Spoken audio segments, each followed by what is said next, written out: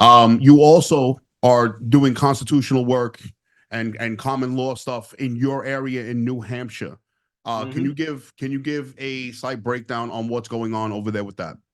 Oh man, ever since I moved up here, bro, I've met some incredible people, and have been under some incredible education. I have a long way to go, but there are some people that really know the common law, and really know how to put lawyers in their place. See, the thing is that everything we see happening in this nation, we look at the federal constitution, we look at what they're doing, all of the mandates and everything that happened, all of these executive orders completely unconstitutional. They had no right to do that. But we, the people, didn't know enough to say anything, do anything. All we knew was if we had a passion enough for freedom, we just would say, do not consent. But do not consent doesn't make any sense, because how can you have that frame of thought when the people that are administering these executive orders and this tyranny, you actually are their boss? And the Constitution states that all political power is inherent in the people. If you read the state constitutions, bro, it'll blow your mind, because all of the initial Bill of Rights, all the initial part of that is all directed towards us, our rights, our freedoms, our property, and what they don't have control over. And then the second half is usually written for their job. So when we see things like statutes written, like, you'll go to fight a case for unemployment, or you'll fight a case for, whatever it is that you're going through. And you'll stand before a lawyer and he'll start stating case law and statutes and why. All you got to say is the statutes are not written for we the people. They're Right. written for the government servants. That's right. And These they're all people that null are, and void. They're all null and void. that's 100%, it. bro. They all get it's nothing. It's I it's love it. it's like everything that we've gone through, bro, should have never even existed, because all the people have power. So what we need to do is wield our power, get back to instructing our government servants, get back to instructing these people that think they have power over us.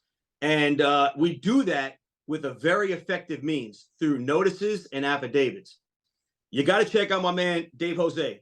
All right. If you haven't Love seen him it. already, anybody Let's watching, go. Let's check go. him out. Dave Jose, he's kind of like the main guy that came up with this whole notice affidavit thing in his own way. Constitutionally, he did it. He pulled it from the Constitution and created a form and a structure to put these government servants, whoever they are, whoever swears an oath to the Constitution, You he hold them puts to them the on oath. notice. Facts. That's it. And it's just basically, the notice is a document that is upheld in court and recognized in court. An affidavit obviously is. If you read about it, you'll get more understanding. But essentially, it's just basically saying, I come as, it's basically saying that these are my rights according to the Constitution, and you need to stand down. Here's your notice. I'm putting it very simple. Mm. And if they don't respond to that notice, you can send them another one or another Certainly. one, or you can hit them with an affidavit. And you can say, if the facts that are stated are untrue, rebut them.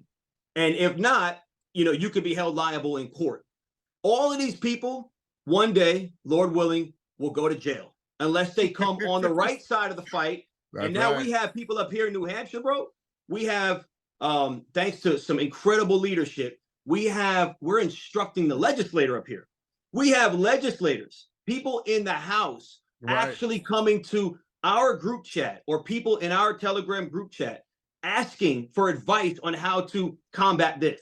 So then our group chat will write a notice on behalf of the House member so that they can submit that. Yo, to be able to instruct your legislator is exactly how this nation was formed to be, not the other Completely way around. agree. Yep. So Yo, we're seeing mad change.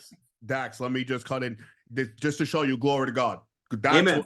what we're part of the New York du jour. My wife does a lot of the work for the New York du jour, and Mm. that's exactly what we're doing. And so Oh, you're saying this. We didn't speak about this prior. This is uh-huh. just the last thing we're talking about on this episode. And here Yeah. you are, brother, and you're doing it in New Hampshire. Yep. Have you guys? So you guys are already giving instruction to the legislator? Oh yeah, bro. So since we started doing this, and I say we, I'm just kind of representing. I'm a small fish in the pond here. Yeah. There's some big dogs, and big dogs meaning that they know a lot more because they put in the effort, the time to study, right?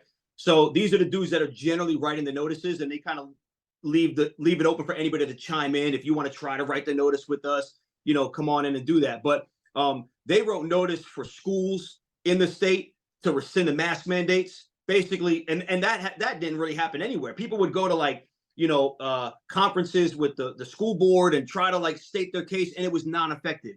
But you present them a notice and then do that, they got no choice. So mask mandates during that time in 2021 were done away with in certain schools. Successfully, brother, in New Hampshire. Remember, we have different set of rules here. Like we in New York City, the city. Yo, that I'm so glad we have this on this episode, man. So you guys were successfully to get rid of the mask mandates. Yep. So I mean, there's like 3 or 4 other things that is escaping my mind. I can hit you on the side and kind of guide you in what actually has worked. But there was so Dave Jose also, if you look at his discography, so to speak, his success rate of what he does, he's gotten kids back. He's in a war with CPS. He's gotten hundreds of kids back from CPS, bro, because they use private courts to judge the case, right? Which is completely unconstitutional. So he uses these notices and affidavits to get these kids back and put the CPS in their place, essentially. So he has crazy wins there.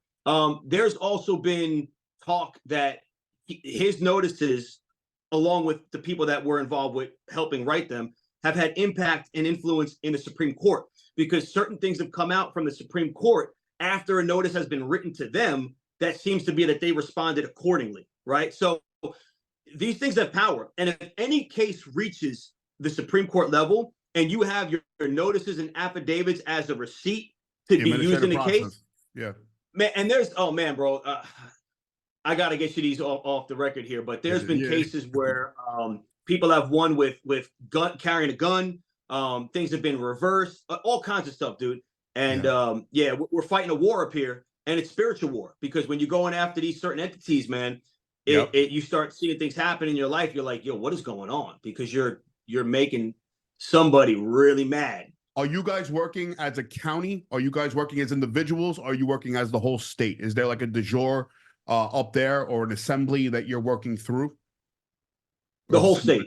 You know, like we are trying to. It's a case by case situation. So legislators that we're building trust with, or they're building trust with us, we got a handful of them. They'll come to the chat, or certain people that are kind of like the leaders in the chat, and state like, yo, we need help with this. Sometimes it seems to be on a local level, but even like the school that rescinded the mask mandate because of the notice was like an hour and a half away from where we are. Nah, maybe an hour away. So like, it's the whole state. It's a case by case thing though. You know what I mean? Like, we're working for whoever brings up a case to have a notice written, and we're on it in a day, and the notice gets written, it gets sent out, you get a jot form, and you get as many people in the country to sign it. It doesn't have to be New Hampshire. So if you guys wrote a notice and you put it in a jot form and you submit it out to anybody anybody in the country, they can sign that and submit it. And it's basically strength in numbers. And what that shows is that like one of these bad actors will get the email notification of the notice, or somebody will hand deliver to them, whatever. But in the email, they'll see everybody's signature. It could be in the thousands, and they'll be like, oh, these people are kind of aware of what's going on. Like, I should maybe read this and take this seriously, because a lot of times they'll read the notice and they'll be like, yeah, these are some crazy people, you know? But notice after notice, strength in numbers, and then affidavit, again, these things will either work the first time, or they'll be used as evidence in court one day. That right there, it's so important what you're saying, bro, because that's where we lose people in our movement, you know, because a lot of people are very like, they got a lot of passion, but they don't have the education, so they want to rally and all this stuff. And me being part of every single aspect of this freedom movement in New York, I realized, I'm like, oh, the power is in the pen. The power is in the pen to hold them on notice. You put them through that 3-step process, and then you get in front of a judge. And like you said, the administrative process, that's what it's called, is now complete. So all the judge has to do is look at it and go, oh, you didn't uphold your oath. You're done. Yeah. Unfortunately, in New York, and without saying too much, we'll talk off the record, but you know, the judges are protecting the system here, but like you said, we want it on record. Whoever is going to protect against the people, we will have on record, and you will go to jail. Oh, what a great ending to this. Yeah. This is bro. Yo, Dax, I didn't even know you were doing this, bro. We got so much to build on. Brother, what are your handles? How can people reach you or get in contact with you? On Instagram, primarily Dax Hamma.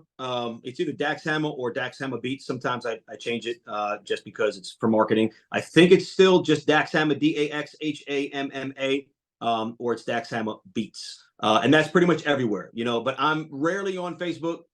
I try to do the TikTok thing every now and again, but it just seems so gimmicky. You know what I mean? So Instagram is just because that's where my core fan base seems to be.